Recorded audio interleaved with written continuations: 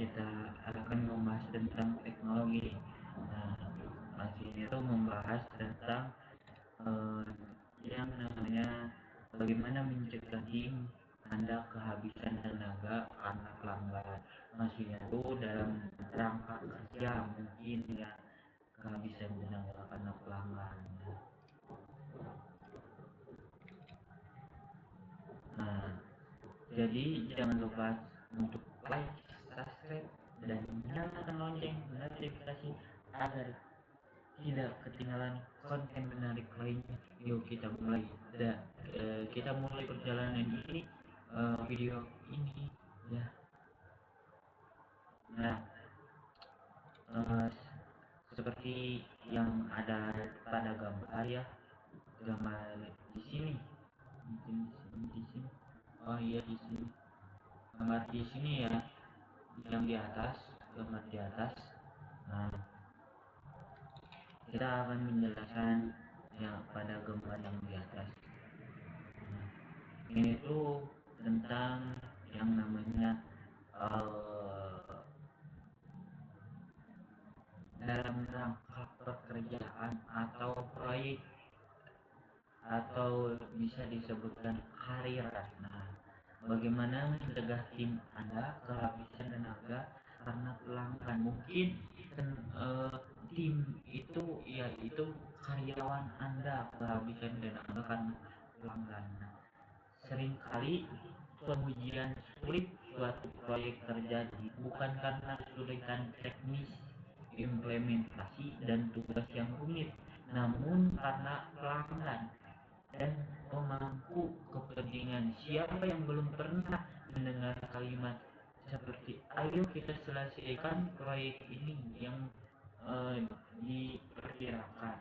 Nah, memakan waktu 3 bulan dalam setengah bulan dalam bentuk yang sama. Bahkan manajer proyek berpengalaman pun merasa sulit untuk memberitahu pelanggan tidak itu tidak akan berhasil. Kami tidak akan melakukan itu karena manipulasi langsung dan tidak langsung digunakan seperti masuk ke dalam situasi saya. Nah, ditemani mereka menyelesaikan masalah ini 7 kali lebih cepat. Mari kita bekerja secara normal, tegang dan punya waktu. Nah, pada gambar yang saya taruh ya di sini, saya akan membahas tentang opsi yang memungkinkan untuk merespon perubahan besar dalam anggaran, yaitu ruang lingkup dalam waktu proyek. Nah, tujuannya itu memastikan peserta atau karyawan itu menyadari masalah yang disebabkan oleh perubahan, menilai resiko, menghindari perbuatan janji yang tidak realistis, dan menjaga ketegangan tim gitu. Ketegangan tim itu ketegangan dalam karyawan gitu. Nah, penampilannya itu yaitu misalkan ada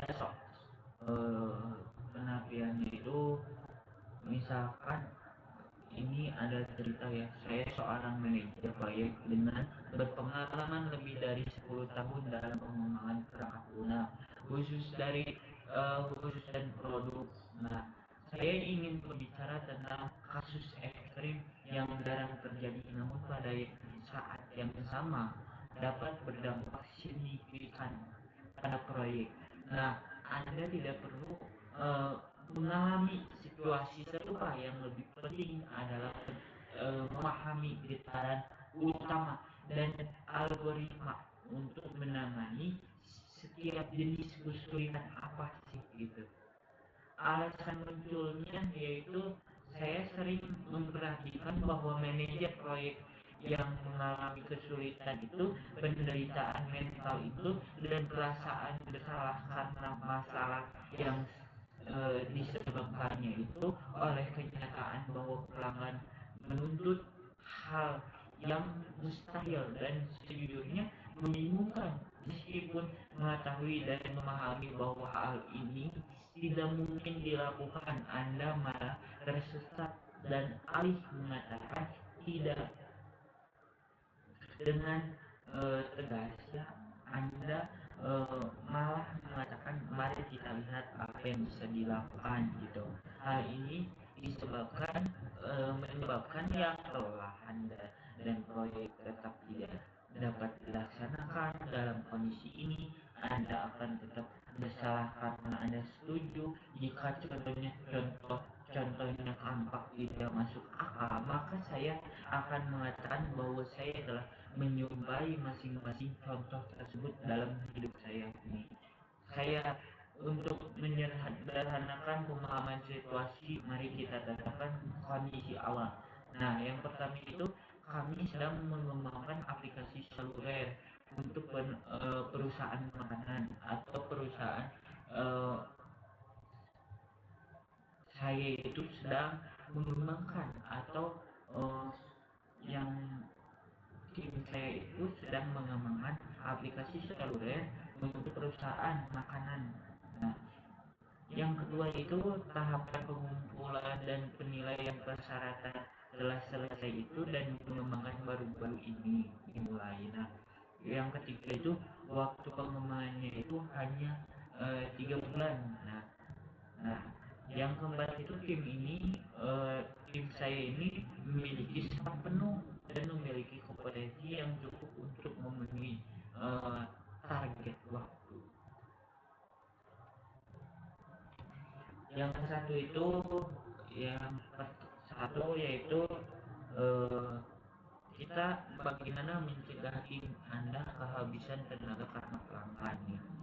Nah, yang pertama itu pelanggan mengambil sumber daya untuk proyek lain. Nah, situasi ini ada seseorang pelanggan mendatangi eh, Anda misalkan, ya, dan mengatakan bahwa dia membutuhkan dua pengembangan seluler, yaitu iOS atau Android. Nah, selama 2 minggu untuk menyimpan proyek lain yang sedang berjalan. Nah, masalahnya itu fakta bahwa pengembangan diambil selama 2 minggu tidak berarti mereka akan dikembalikan dalam 2 minggu.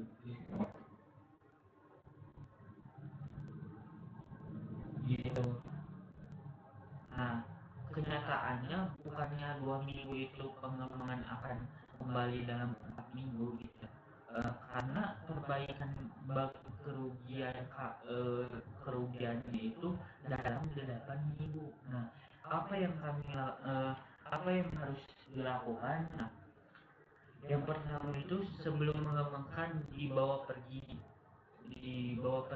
Nah, menilai bagaimana jadwal akan berubah dengan eh, mempertimbangkan fakta bahwa pengembangan akan dibawa pergi selama 2 minggu dan menunjukkan kepada pelanggan gitu, ya. Menunjukkan pelanggannya itu jika misalkan Anda menerima rencananya semuanya baik-baik saja gitu.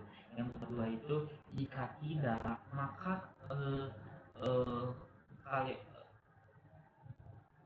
maka misalkan kalian semua itu memberitahukan bahwa pengembangan tetap mengerjakan proyek dan bekerja, atau eh, bisa saja mengurangi jumlah pekerjaan dengan jumlah yang sepadan.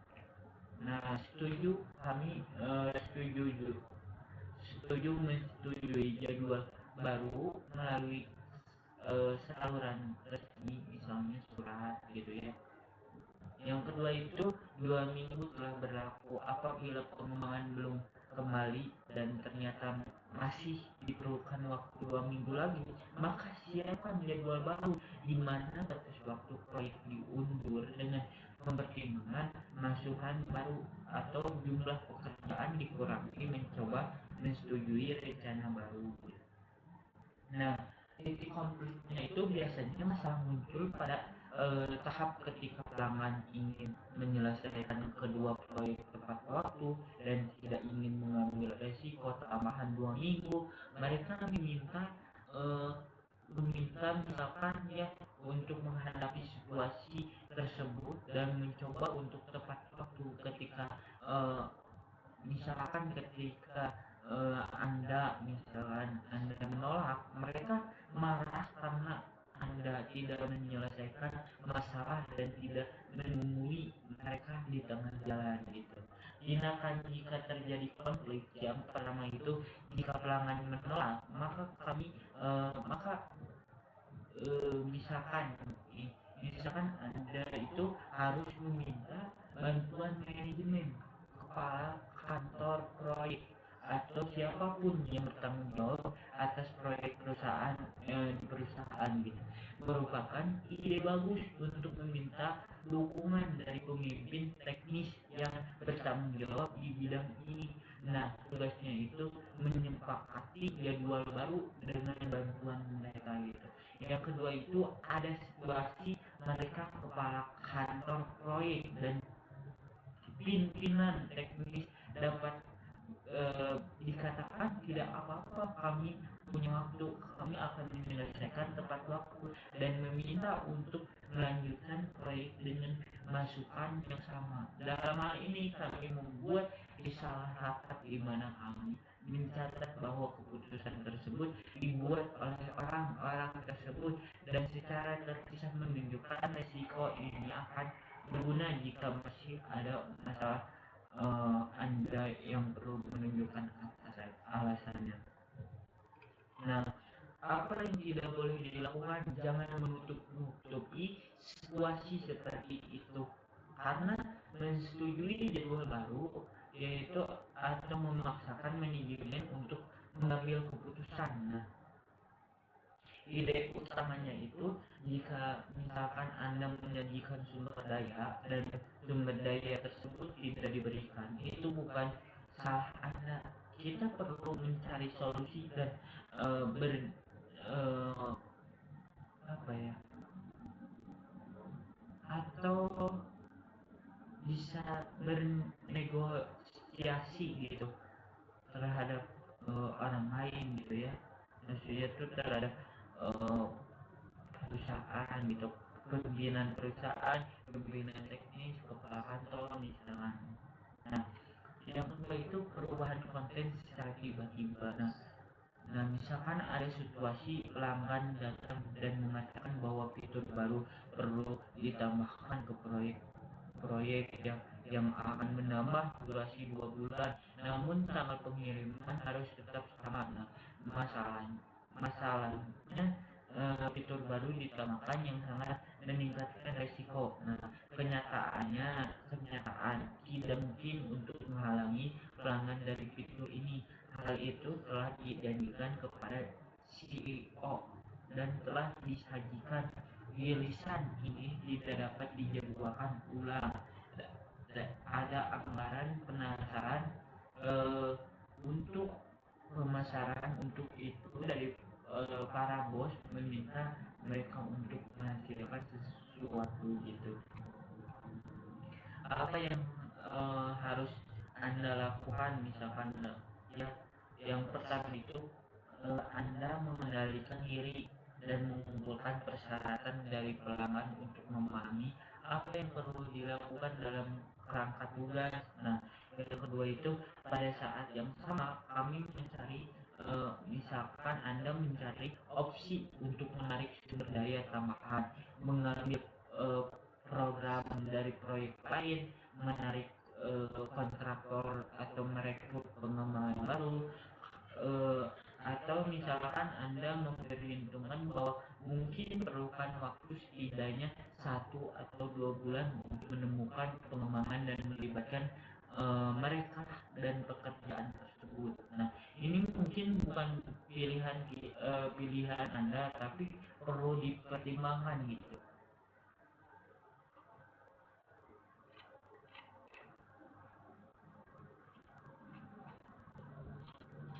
Nah, yang ketiga itu perubahan tanggal dan waktu.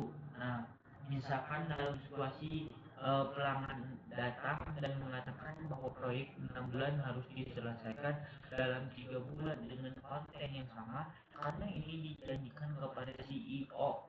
yang pemegang saham. Nah, misalkan masalahnya gitu ya, masalahnya tidak mungkin menggandakan kecepatan secara tiba-tiba jika Anda memperkirakannya waktunya dengan benar. Nah, kenyataannya ya seringkali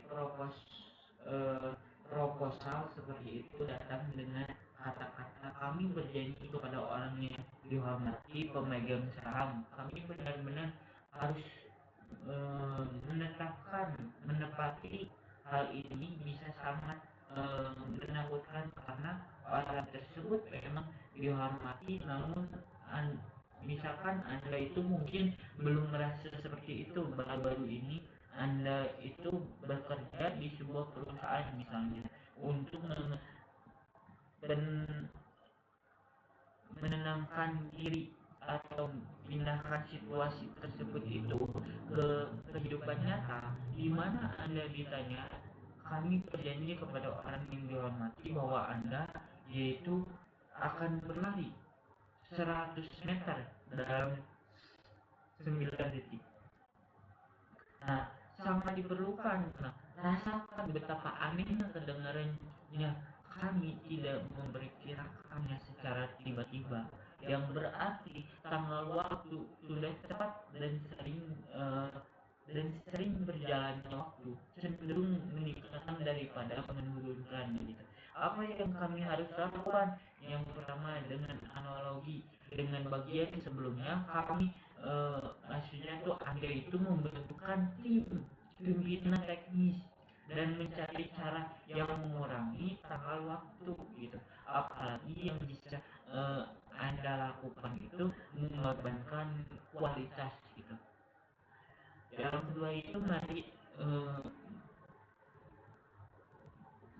misalkan yang kedua itu Anda ingat teknik operasi jadwal waktu,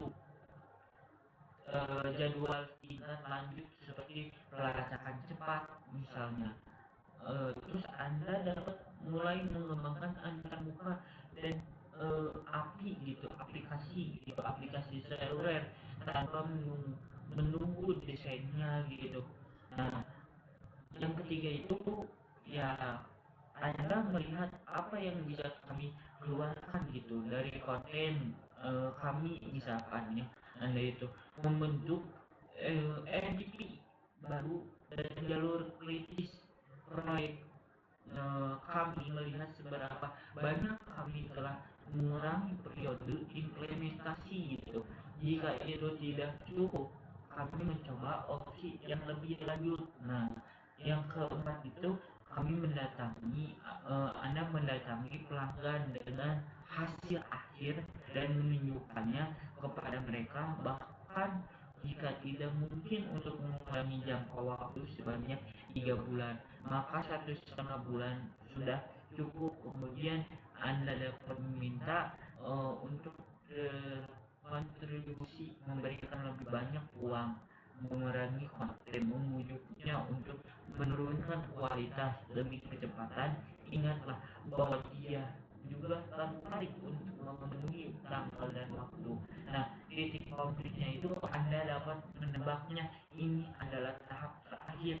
Mereka akan meminta Anda melakukan semuanya tepat waktu, meminta manajer dan pimpinan teknis untuk membantu dan menjelaskan situasi dengan sederhana. Nah, apa yang tindakan apa jika terjadi konflik? Nah, jika kami tidak dapat lagi mengolahnya, nah misalkan Anda itu memberitahu pelanggan bahwa Anda itu akan membuat MVP lain gitu, atau tidak akan ada hasilnya gitu. Apa yang tidak boleh dilakukan? Nah, yang tidak boleh dilakukan itu terimalah bahwa misalkan Anda itu akan mempercepat dan menghasilkan sesuatu di sepanjang jalan. Jujur ada hal ini tidak mungkin terjadi gitu. Nah, ini itu sederhana apa yang akan terjadi jika Anda menyerah tanpa perlawanan. Nah, yang pertama itu tim, misalkan tim atau karyawan akan mulai bekerja terlalu keras, ketidakpuasan akan meningkat, dan bersamaan dengan itu keinginan untuk mencari pekerjaan di tempat lain. Yang kedua, dengan menyetujui kondisi yang tidak mungkin. Mungkin ada berisiko, perusahaan akan berisiko terlihat seperti pemimpin yang kurang kompeten dan menyerah pada tekanan tanpa memahami konsekuensinya gitu. Nah, yang ketiga itu presiden berbahaya. Maksud itu yang berbahaya itu jika pelanggan memahami bahwa eh, misalkan Anda itu dapat ditekan dan Anda itu di setuju itu, dia akan menggunakan materi itu berulang kali. Nah, ide yang utamanya itu yaitu kita semua, ide yang utamanya itu kita hidup di dunia nyata dan untuk memenuhi tanggal waktu keinginan saja. Tidak cukup yang Anda perlu mencari cara yang mengorbankan sesuatu. Tugas Anda adalah menemukan cara-cara ini, namun jika tidak ada, pelanggan harus menemani kenyataan bahwa tidak mungkin mempercepat sebanyak itu. Nah, kata penutup yang saya bisa ambil dari penjelasan saya yaitu tugas pelanggan adalah menyelesaikan proyek dalam waktu dan anggaran minimum ya, sambil menjejalkan konten secara maksimal. Nah, tugas yang Anda adalah mencapai tujuan proyek tanpa merusak tim atau karyawan dan diri Anda sendiri. Anda tentu akan mengalami tekanan dan manipulasi dari pelanggan dan pemangku kepentingan karena perbedaan kepentingan hal ini itu terjadi secara berbeda-beda di perusahaan yang berbeda-beda. Saya telah berulang kali melihat kasus-kasus yang berhubungan dengan perusahaan, teriakan, hinaan, dan saya sendiri bahkan kasus itu pernah ada penjelasan kasus-kasus yang kayak gitu ya. Ini benar-benar tidak mudah, tetapi Anda seperti Anda itu dapat bertahan. Ingatlah bahwa tim yang Anda atau perusahaan Anda itu ada di belakang Anda yang harus melakukan semua yang Anda janjikan karena takut dan bersalah gitu ya. Jangan lupa segitu dulu dari saya. Nah, itulah bagaimana pelanggan, bagaimana mencegah tim atau karyawan Anda kehabisan tenaga karena pelanggan. Nah, segitu dulu dari saya. Jangan lupa untuk like video ini, subscribe ke channel saya, dan nyalakan lonceng notifikasi untuk mendapatkan update konten inspirasi lainnya. Terima kasih sudah menonton. Sampai jumpa di video berikutnya.